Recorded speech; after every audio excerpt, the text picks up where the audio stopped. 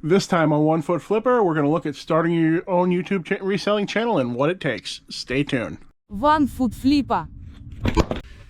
Hi, Paige here, the One Foot Flipper. Today we're going to talk about starting your own reseller YouTube channel. I hear a lot of people talking about this. A lot of people say it in my comments. They tell it to me on Facebook that they want to start their own reseller YouTube channel. And I have been pretty blessed in this area because I went from my very first video on my YouTube channel to nearly 6,000 subscribers in what's been my first calendar year of YouTube. Now, I'm not trying to brag. That's not a record or anything. J-Ride Flips, for example, he started a couple of months before me, but he has completely lapped me in subs at this point. Tech and Sports beat me in subs his very first day, and I'm sure there's 5 or 6 other people that I've just somehow missed in my same reselling space who have probably started this year and completely blown past me. But you can't watch everyone, and there almost seems to be several different reselling spaces, and some people watch one and not the other, so I don't even find out about everybody who's out there, but I'm sure they're all great.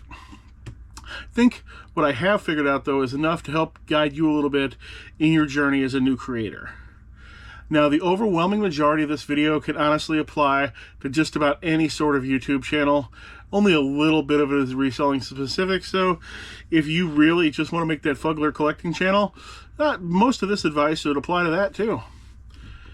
Alright, your first thing you want to do is know the basics of your channel before you create it. Know what you want to do. Make sure you have a channel name that's easy to say. You want people shouting you out. And they aren't going to do it if your channel name is hard to say, hard to pronounce, or is spelled strangely. Now, you do absolutely see successful people who have hard to pronounce, hard to say, or strangely spelled names, but they're successful despite that, not because of it. Make sure your channel name doesn't almost totally overlap with somebody else in the same space, or they're going to end up getting your views.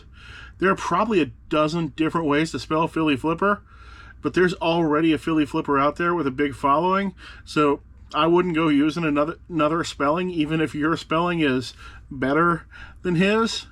No, find something else. Although, from what I hear, the NC Picker name is wide open again, so maybe you want to go for that. Study your space. Learn what gets views and what doesn't. Watch both the successful people in your space. Watch the most successful people.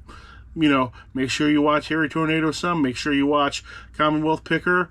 Watch the people a little bit less successful than too. Make sure you spread it out amongst it and see what's working and what isn't. Watch ADH Dave. Watch some of my videos. Watch Mountain Man Treasure. Watch Old School Picker. All of these people are at various levels, but I think they're all quite successful with YouTube, and you could learn a lot from what all of them are doing on their shows. Now, and that will help you learn what formats work well in this space and what formats don't.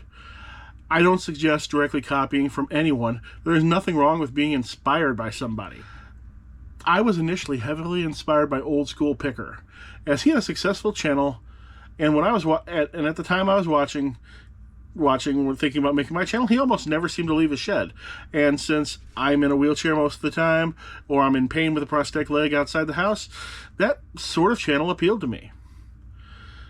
And I also took inspiration from Mountain Man Treasure and Alpha Investments, that's a Magic Card channel, and several others who tend to film with a nice looking background. I can't walk around that pretty shed or filming area the same way Old School Picker does, Commonwealth Flipper does, Tip of the Mitt Flips.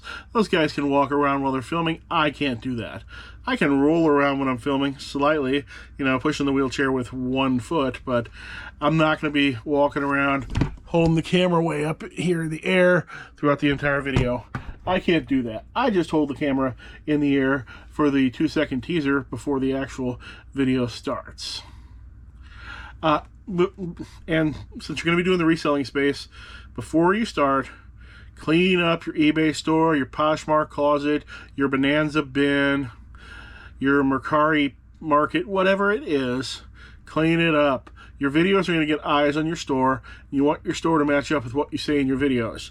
If you go out there telling everybody that 99-cent free shipping trading cards are bad, then you don't want to have a store full of them. Same thing, if you're telling people they should have consistent shipping policies, you don't want to have 17 different shipping prices on almost identical items. Now, when you're getting ready to make your videos, you want to make video outlines of what's going to be in your video. You don't need an entire script or anything like that. I tend to go somewhere between an outline and what's close to a script. This video has what's close to a script. I have a wall of text on this computer in front of me, but I end up speaking probably double what's on that wall of text. You should at least have an outline, though, of what you're going to say. It's both so you don't get lost, and it's because not everyone just has that natural talent to just open their mouth when the camera turns on and just spit out gold. Some YouTubers do. ADH Dave, for example, he can just turn that camera on and start talking, and you feel like the guy is your best friend, and it doesn't seem to even matter what he's talking about, does it? Those of you who watch him? No, it doesn't seem to matter. Just instant gold. But I don't have instant gold. Maybe you do. If you do, hey, I'll enjoy watching you pass me by. If you're going to be concentrating on showing off sales or items in your videos, then you want to spend the most time and give the most camera time to the most interesting ones. Like, I quickly stopped showing trading card sales at all in my videos because nobody cared. It was boring content. Not even the other trading card sellers cared to see the cards. It just didn't matter. They like to look through cards in real life, but do they care that I sold a $3 card? Not at all, and nor did any of the other customers. If you're going to spend a bunch of time on something, make sure it's either valuable or at least interesting. Now, you're going to want to learn the basics of video editing before you film that first video. There's a million different ways to edit videos. I use Shotcut on PC. One thing about me, if you watch my videos, I do everything on PC. I use my phone for almost nothing. I use it for some photos, and that is about, and for picking items on eBay, and that is about it. Everything else I do on PC or dedicated hardware. Like, everything I film with a GoPro, because I knew before I started that I was gonna have a channel. So I had a GoPro day one. I had a GoPro before day one. I bought my GoPro 6 months early and collected some garage sale footage and B-roll long before I ever made my first video. All right, let's back up. I edit with Shotcut on PC because it's free, and it's not free ad supported. It's the open source, equivalent of whatever Adobe is, and it's powerful. And usually if you need to learn how to do something in it, you can look it up on the internet and somebody will show you a video showing you how to do it. And all you really need to learn in those to edit your first videos is how to cut things, cut bits out of the video you don't want to use, move things around if you need to, and how to pop things up on the screen if you're going to need to do that. And you not only want to do that, but you want to cut out dead space in your videos. If I turn around and roll over there to get the next item that I'm going to show you, in my early videos, you might see me do it. Now you won't see me do that. You'll see me stop speaking.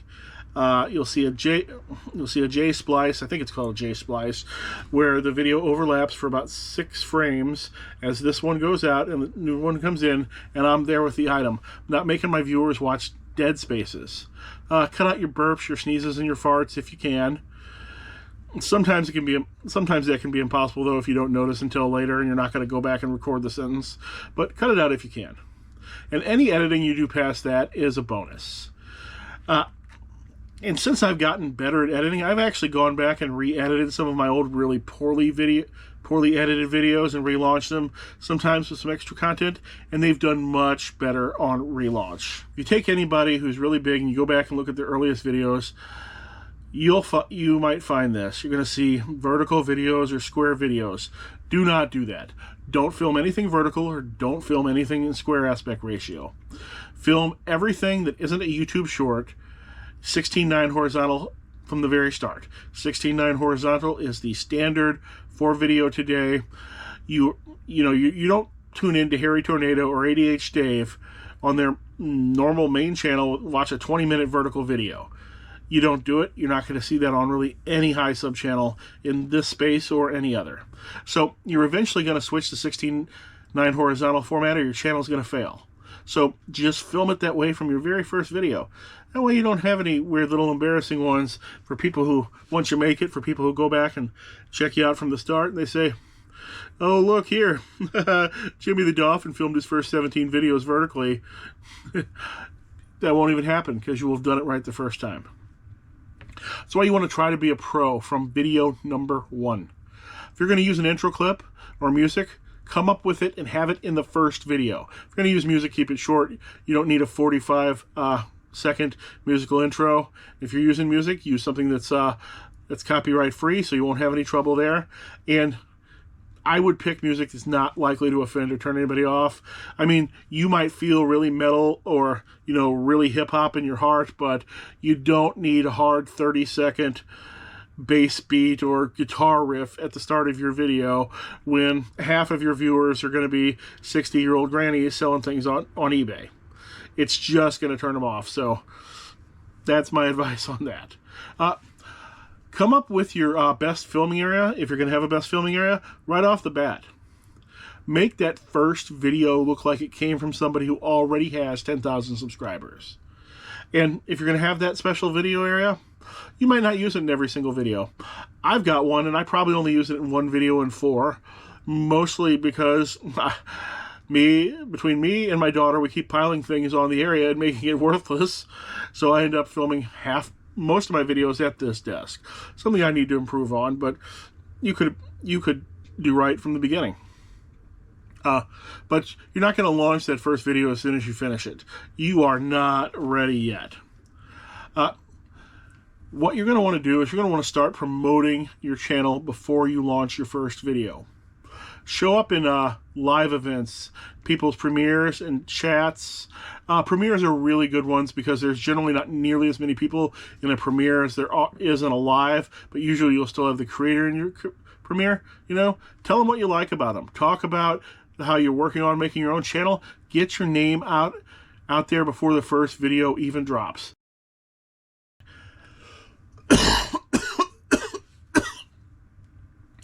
I did that, and because of that, my first comment on my first video was not from my mom, it was from American Arbitrage. Saw my first video as soon as it came out. Amazing. Matter of fact, you're going to show that first video. You're going to upload it to YouTube. You're going to go ahead and upload it. You're going to make it private, or unlisted, I believe is the word you want. So only people can see it who you want to see it, who you give the link. You can upload that and show it to several other creators and ask for their advice before making it public. If you can, you want to find another creator who can be a mentor or promote you before that first video goes public. You're going to look for somebody who's already been in it for a while, somebody who is already monetized, and who has experience. Now, don't go knocking down Harry Tornado's door or anybody else who barely has time to read their comments. Instead, you just want to reach out to somebody you like who makes great videos and who at least has a couple thousand subs, so they've been around the block a few times and know the details about monetization and so on. Don't pick me right now because I already have a few people I'm mentoring, but I'm sure there are plenty of other people who have knowledge to share and are willing to share it, and they don't even have anybody asking. And that's one of the reasons why you want your first video read in advance, so that mentor or promotional person, they can see what they're going to promote before it goes public. And if they don't think it's ready, then it's not ready. Refilm it, re-edit it, take their advice. They probably know what they are talking about. Then once it is ready, then you're going to release your video right before they release their first video, in which they point their fans towards your video. That will get you an instant audience on video number 1. I'd actually suggest having videos number 2, 3, and 4, and so on, several follow-up videos already ready. If you're following this format, just have several already in the can, ready to go to launch out later. That can help get you on a regular schedule. Some people do that, some people don't, but a lot of the more successful people do that. You're going to want to learn how to make YouTube thumbnails immediately. You can use various software. I normally use a combination of Canva, which is an online software, and I use GIMP, which is a free software, similar thing to Photoshop. And if you don't know what to do with thumbnails, just look at thumbnails from successful YouTubers covering similar topics and make similar thumbnails. You don't need to copy them exactly or anything like that, but look at success and let that success inspire your success. Once those videos are out there, respond to your comments. Ignore your trolls or thank them for watching. Don't get into arguments with them. Your commenters, particularly ones who show up early, are your biggest fans. Treat them well. You're going to want to avoid YouTube drama entirely unless that is the whole point of your account. I don't know anybody who actually has an all-drama reselling YouTube, so that might actually be a spot to look into, but otherwise, I would only use drama extremely sparingly if you're really desperate to get exposure when you're still coming up. If you've only got 30 subscribers, then calling out Jimmy the Dolphin Flipper on his bad behavior can only gain you subscriptions. But once you have an established audience, you're going to have a whole lot of crossover in your audience and Jimmy the Dolphin Flipper's audience. And you are much more likely to lose subscribers from that video than you are to gain any. The video might get you more views than normal, but you're going to lose subscribers. And is that really what you're looking for? Honestly, if Jimmy the Dolphin Flipper is doing something bad, people are going to figure it out on their own. You don't need to do that. And if you insult him once you're established, you're just going to lose subs. If you are established and you want to make a video about another YouTuber, then you basically need to be gushing praise at that YouTuber. Just about anything less, and you will insult some of their fans and lose subscribers to it. Overall, I'd say stay away from the drama entirely. This is something I've had to learn the hard way on my account because I've went down that rabbit hole several times and it never worked out the way I hoped it would. Now, finally, you're going to want to figure out what your audience likes and repeat it over and over again. Figure out what time of day you can launch the video to get you the most views. Figure out if doing a premiere where you're there chatting with the first people to watch the video gets you more views in the long term, or figure out if not doing it that way gets you more views. Once you find something that works, keep up with it. One thing I'd say is you generally have to be on for a long time before your viewers are going to start caring all that much about your family or your personal life. You'll know when it's time to start seeding that stuff in because people will be asking about it in the comments. And I'd suggest be slow to incorporate that sort of thing into your video. I can look at all of my underperforming videos, and all of my underperforming videos have a heavy family or personal life element to them. Because I was doing them before, and I'm not even sure now that I have the sort of following who cares all that much about my personal life or my family, because I haven't been a part of their life long enough. I haven't been a part of any of my viewers' life for more than 10 months. So they aren't that invested enough. Most of them are not that invested enough to care what I'm personally doing. And the few that are, hey, I love you. I think that's all I've got for now.